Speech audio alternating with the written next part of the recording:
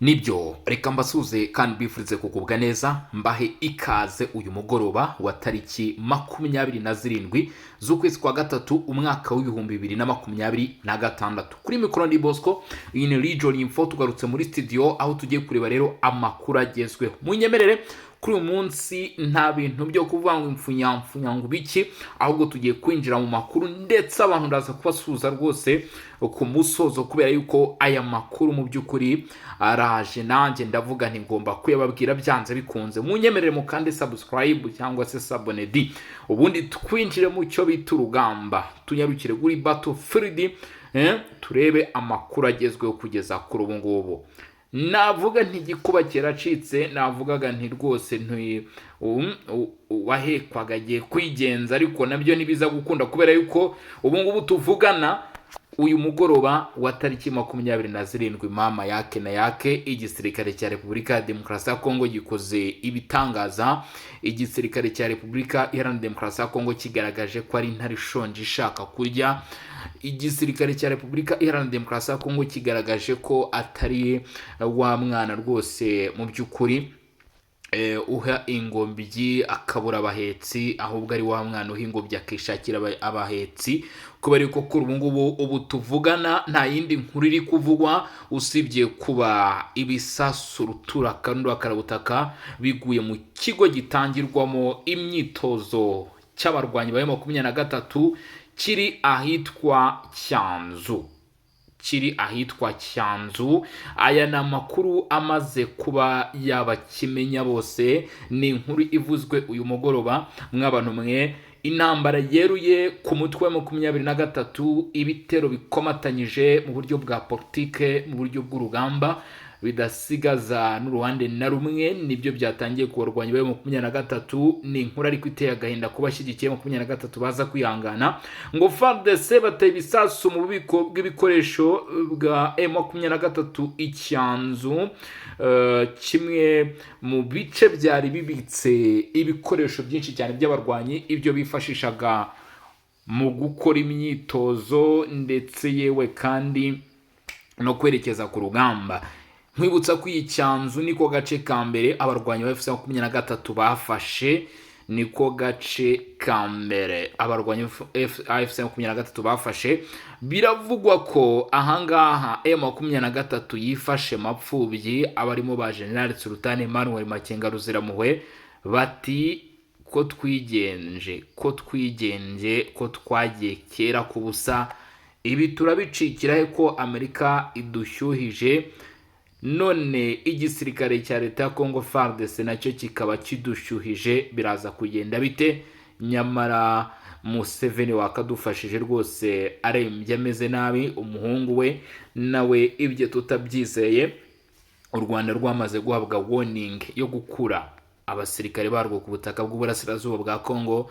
Abarwanyi ba 23 bati ugutsindwa kwageze, nyaboneka nimusubize inyuma abo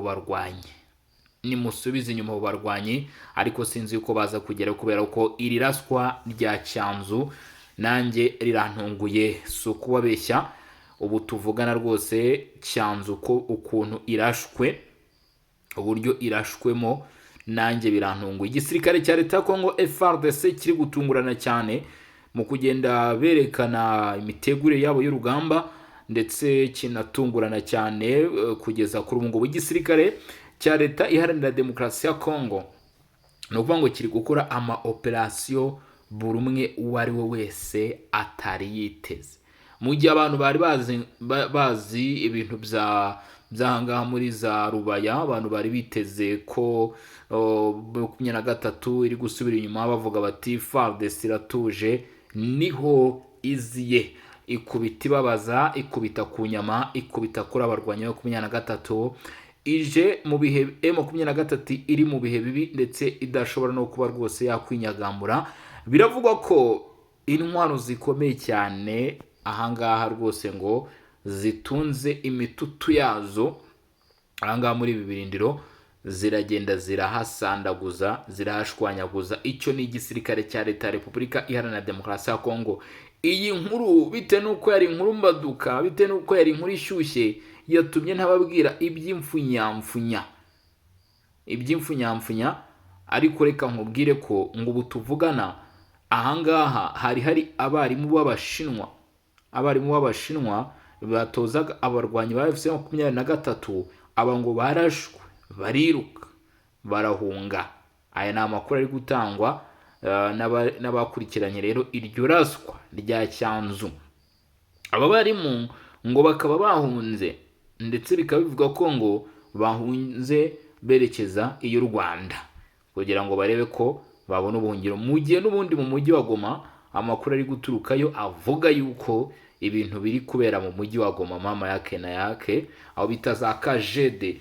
Ahangaha iri ikintu bita umuvumbagatanyo, M23 iri kwikanga isa yari yose, igitima kiri guterera hejuru, batekereza ko Wazalendo ndetse na FARDC baba bamaze gupenetra muri uyu mujyi. Ari nayo mpamvu wumvishe guhera ku itariki 23 ku munsi w'ejo mu masaha nimugoroba habaye ikintu kidasanzwe. Urambaza ngo ni ikihe? Habaye icyo bita umusako. Nimvuga umusako mve gusaka urugo ku rundi, inzu ku yindi, agace ku kandi. M23 yaragimena abarwanyi abita Kajede. Abaturage benshi bavuga bati nituguma hanga biraza kuturangira, aho bamwe bahita bihungira. Bivuga ko harabahungeza za Mugunga, hamwe mu batari hari kugaragara ibyo bikorwa by'abarwanyi ba M23, ariko abandi bakavuga bati amabere ari kudukora tutonsa kubera ibyo M23 iri gukora cyangwa se irimo gutegura. Ibyo nibyo rero byabaye ku munsi w'ejo, bigaragaza ubwoba M23 ifite ndetse no kwibaza cyane kubera yuko mu by'ukuri M23 yagerageje gukora ibyo bikorwa, ariko nta kintu nkeka ko yaba yarakuyemo, kuko aba basore n'ubundi nabo baba baratojwe cyane. Mu by'ukuri ikindi kintu nkomeza ibitekerezo, inyunganizi, groupe ya Songa Mbere twamaze kuyifungura, ariko abantu bashaka kuza kujya gushyiramo linki zandi, ibyo ngibyo twabivuze ko bidakwiye kandi bidashoboka, ndetse atari byo. Akuntu gutanga ibitekerezo, abantu bavuga ati dutanga ibitekerezo, dusharinga amafoto biri kuba ku rugamba, buryo icyo abarwanyi bari gusubira inyuma. Hari ababasha kuba bari hariya rwose bavuga bati amafoto ndetse n'amashusho turimo turabona, ariko ntabwo tubasha kuyabagezaho, ni gutereka muri Songa Mbere, ubundi abantu bakabasha kwibonera ibiri kuba hano ku butaka bw'uburasirazuba bwa Kongo, visa hafi nk'aho bahibereye. Ubwo munyarukire muri groupe ya WhatsApp muri benshi. Hari abantu mu kanya baraje bandika bavuga bati boss ko dushyira muri groupe, abo ngabo ugasanga ni bande, ni babandi n'ubundi bagiye bajyamo bakavamo. Ngiye guterekamo ifoto igaragaza umwe bivuga ko ari guhunga hano muri Repubulika ya Demokarasi ya Kongo, wakoranaga n'aba barwanyi yateze tagisi. Ngo niko bari guhunga rwose, niko barimo kugenda bagenda. Ariko icyo nashaka kuvugaho, abantu munyarukire mu groupe yacu ya WhatsApp, duhure twongere tuganire. Icyo ngicyo rero cyo ugomba kuba wakimenya. Sasa rero reka twikomereze n'amakuru. Ubu tuvugana ku butaka bw'uburasirazuba bwa Repubulika Iharanira Demokarasi ya Kongo, urugamba rwo rukomeje kuba imberenge, wabyanga utabyemera. Reka nkubwire ko abarwanyi ba 23 Radio Okapi yamaze kubashyira hanze, ivuga ko ubu tuvugana muri Kivu y'Amajyaruguru byinshi mu bice bari bafite bamaze kubivamo. Bya bindi mwajyaga mwibaza ati se ubundi kubera iki abarwanyi ba 23 barimo gusubira inyuma, barimo kugenda bava mu bice, bari gutegura amayeri. Ibyo General Somuka Kure, guverineri w'intara Kivu y'Amajyaruguru, yamaze kubishyiraho umucyo, ndetse kandi none Leta Zunze Ubumwe za Amerika zamaze kubishyiraho umucyo. Leta ya Kinshasa yamaze kubishyiraho umucyo ya 23, nayo Lawrence Kanyuka mukuru ko bagira ati turimo tubahiza amasezerano ya Washington, ndetse banarekarama bavuga bati minembwe tumerewe nabi. Ariko sinzi niba uyu mugabo yari yakabashije kumenya ko aho bita Cyanzu ibinendiro bye, ububiko bwe bw'intwaro bari bamaze kubuturitsa. Biravuga ko M23 ikomeje gusubira inyuma muri Kivu y'Amajyaruguru. Radio Okapi ikavuga ko ngo n'ingabo z'u Rwanda zifashe umutwe ziri gusubira inyuma. Ngo ariko kandi Radio Okapi ikavuga ko ngo ingabo z'u Rwanda n'abafasha bazo barimo kuva mu duce tugera ku 10 muri Kivu y'Amajyaruguru. Ubu tuvugana nyuma y'umwaka umwe, inyeshyamba za FC23 zigaruriye ibice byo muri Kivu y'Amajyaruguru. Ubu tuvugana tariki 27 Werurwe, amakuru ari agezweho aravuga ko mu midugudu igera ku 10 yo muri Rubero na Warikare muri Kivu y'Amajyaruguru izi nyeshyamba zitakiri kuhabarizwa. Ibyo bintu ngiye kubitereka ahangaha hano kuri John Info, mbabwire uduce nyirizina twamaze kuba akabisa, twamaze kuba dushyirwaho nk'uduce uyu munsi tutakiri kubarizwa mu maboko y'abarwanyi ba AFC-23. Ndetse ikindi kintu ugomba kuba wamenya, icyo uwo bita Mossad Baluzi yavuze ati bava mu duce, ati mugire vuba muve mu duce, ubuyobozi bwa leta bugaruke muri ibyo bice bubigenzure. Niko biri kugenda, kubera ko ubu tuvugana amakuru ari kongera avuga ko abarwanyi ba 23 barava mu gace Wazalendo ndetse na FARDC bahita bagakaba, bava mu gace Wazalendo na FARDC bahita bagakaba. Nta mwanya wo gutekereza, nta bintu byo gutekereza ibintu byinshi, batanahagaruka. Nuko birimo kugenda, kandi Amerika yamaze gubudahangarwa Repubulika ya Demokarasi ya Kongo bwo gukora icyo gikorwa, yamaze kubiha umugisha. Ubu Repubulika ya Demokarasi ya Kongo kuri gufata ibyo bice nta kibazo gihari. Bimwe 23 yajyaga ivuga muri akara gace ko muri Kivu y'Amajyepfo, ubwo naho bita muri ni muri Uvira, murabyibuka. Ubwo 23 avuga ati turahava, ariko leta zunze ubumwe za Amerika zavuga ati muhave, bo bakavuga ngo biraza kuba ngombwa ko MONUSCO ihagera. MONUSCO kandi yaravuye muri Kivu y'Amajyepfo, baragoragoje, MONUSCO ibasha kugerayo. Ariko icyo ugomba kuba wamenye, cyangwa se kimwe bintu ugomba kuba wasobanukirwa kugeza kuri munota, nuko noneho ibyo muri Kivu y'Amajyaruguru ntabwo ari bimwe bya Uvira, apana, ntabwo ari bimwe byo muri Uvira kabisa. M23 nta kuzaza, nta guca ku ruhande, igombe isubira inyuma, igombe ive muri utu duce. Katwirebere rero ibice bamaze kugenda bavamo, ngo byagaragaye neza ko M23 ikomeje gusubira inyuma. Abarwanyi barimo kuva muri iyi migi bafite intwaro ngo zabo rwose bari basanzwe bakoresha, intwaro zikomeye n'ibikoresho bikomeye bifashishaga, nk'uko amakuru aturuka muri ibyo bice bivuga. Ngo bose rero basubiye inyuma n'abayobozi babo mu duce tumwe na tumwe. Ngo ibi rero bikaba bigize ibikorwa byo gushakisha umutekano, aho izi nyeshyamba ziri gusubira inyuma. Ndetse biravuga ko imidugudu myinshi yamaze kwigarurirwa na Wazalendo, barimo bararirimbamo bati tupendane kabisa, barimo baririmba bati Kongo yetu. Abo n'abana b'abanzambe n'abana b'abakongomani bavuga ati tupendane Kongo yetu. Nyuma yo gukaba iyo myanya yose, abarimo M23 abarimo bagenda bavamo. Reka dukubitira ahangaha, baravuga bati imidugudu irimo Vukununu, imidugudu irimo Irambura, imidugudu irimo aho bita Ivatama, Ruseke, Runyesenge n'aho bita Kipesi, totalma M23 yamaze kuyisiga, ntago bakiri kubarizwa aho ngaho. Nubwo nta bikorwa by'urugomo byagaragaye kugeza ubu, ngo abaturage baracyafite impungenge zo kubana n'imitwe yitwaje intwaro mu gihe ubuyobozi bwa leta butahari.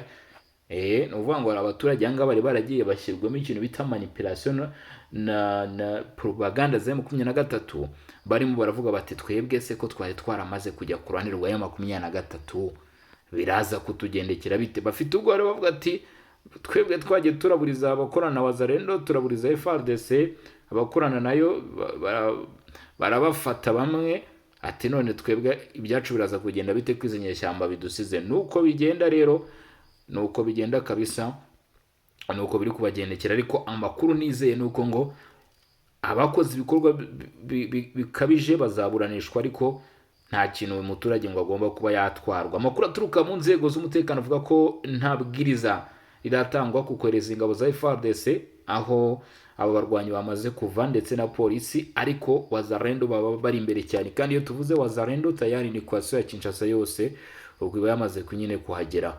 Wazalendo bamaze kuhagera cyane, kuko n'ubundi narakubwiye nti Wazalendo ubundi ni abaturage. Wazalendo ni umuturage uba wicaye hariya kabisa, agenda hafi aho ngaho. Ibyo M23 n'ubundi ikora byose, buriya Muzalendo abarimo kubitera icyo bita imbone, abireba neza 5 kwa 5.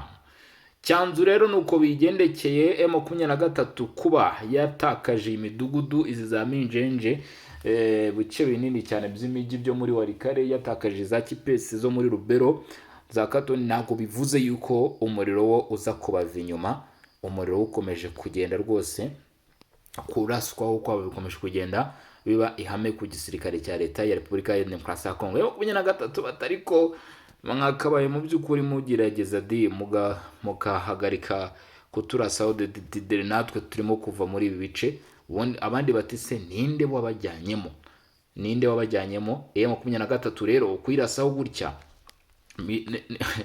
bamwe ngo ni ukwiyongera motivation yo mu kuva muri ibyo bice, ariko iyo motivation nayo rwose nkagenda mvuga nti izo muhe urumva ko ntabwo ari za mpuhwe ziba zoroshye. Rero ngo abarwanyi bakaba bagiye baraswaho mu bice bimwe na bimwe byanga muri Kivu y'Amajyaruguru ndetse na Kivu y'Amajyepfo, ariko igitunguranye ndetse gikangaranyije aba barwanyi n'ukuntu bari barimo bagenda bava mu bice bakaba bavuga ati Cyanzu yacu, kamwe mu gace twagiye dufata rwose ka mbere bafatiragaho nk'amateka akomeye cyane kuba ati kararashwe, ububiko bwa 23 nkubwiye uko babigenjeje, ni amakuru ataramenyekana neza kugira ngo hamenyekane byinshi byangirikiyemo, ndetse niba hari n'abarwanyi baba bahasize ubuzima cyangwa se abatorezwaga muri iki kigo baba bahaburiye ubuzima. Ibyo byose turaza kugenda turushaho kubikurikirana, ari mpamvu babwira abantu ni mukande subscribe cyangwa se sabone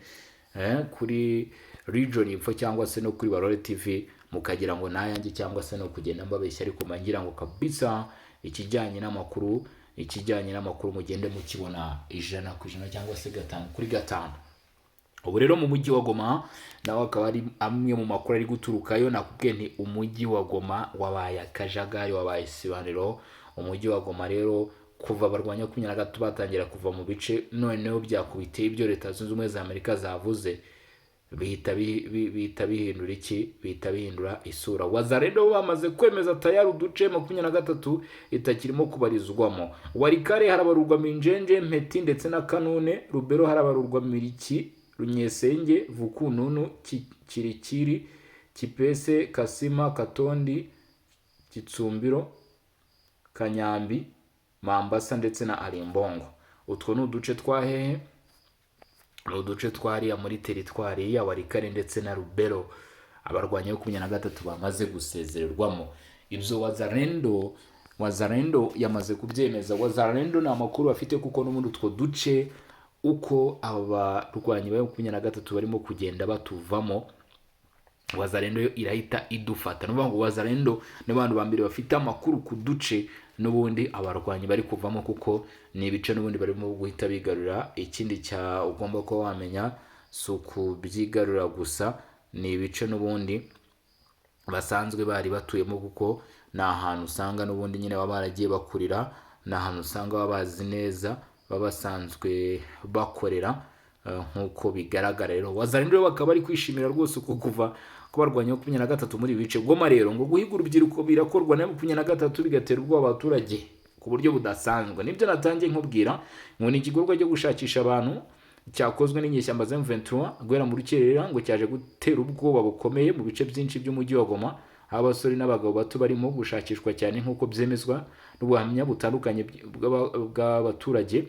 Ngo guhera ku saa 10 za mu gitondo abarwanyi b'uyu mutwe ugenzura umujyi wa Goma nanone bongeye kugaragara mu mihanda itandukanye, ngo batangira gufata abantu. Abaturage benshi bavuga ko bahunze ingo zabo batinya gufatwa mu buryo butemewe n'amategeko. Umwe mu baturage yagize ati bavuga ko bashaka kuziba icyuho kizasigara nyuma y'uko ingabo z'u Rwanda zivuyemo. Bageze mu gace dutuyemo saa 10 za mu gitondo, abasore benshi barajyanwa. Nanjye byabaye ngombwa ko mpunga urugo rwanjye njya kwisha imugunga, nkuko yabitangaje ku mugaragaro ku murongo wa telefone, asaba ko amazina ye rwose ngo atatangazwa kubera impamvu z'umutekano. Ariko aravuga ati amakuru yo ndayavuga. Nkuko amakuru ava mu baturage bivuga, ngo mu bice byinshi by'umujyi hashyizweho amasaha yo kutava mu rugo.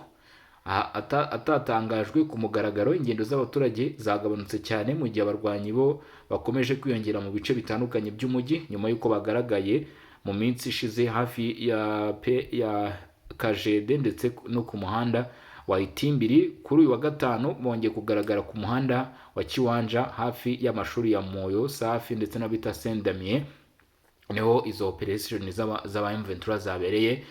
Impamvu z'ibikorwa biragoye kuzitahura mu buryo bw'igenga. Icyakora ubuhamya bwinshi bugaragaza ko ari impamvu ebyiri zishoboka kuba ziri kubitera. Ku ruhande rumwe M23 ishobora kuba iri gushaka gufata abantu bakekwaho ibikorwa by'ubujura cyangwa kuba mu mitwe yitwaje intwaro ndetse cyangwa se gusa ngo aravuga ko ibipimo bikoreshwa mu kubimenya bidafite ishingiro, aho bivuga ko bishoboka ko wenda M23 nanone yaba iri gushaka abarwanyi bo kuyifasha. Ngayo nguko ubwo turaza gukomeza kugenda twiyumvira tumenye ese ni iki cyari kibiri inyuma. Ibyo ngibyo urabizi ko n'ahandi wabisanga usibye hano aho tubana umunsi kundi mu makuru yiba bikomeje kugenda bivugwa. Reka rero mbe nkuretseho gatoya ube nawe ugira utwo ukora, natwe tuye dukusanya amakuru, ubundi mu masaha ari imbere tuze kugaruka twenyegeza nanone turebe uko ibintu biraba bihagaze. Ubundi rero abantu mukande subscribe, abantu mukande like, abantu musharinge, tujye turushaho kugenda tubana mw'abantu mwe. Murakoze cyane, mugira ibihe byiza. Yari Bosco.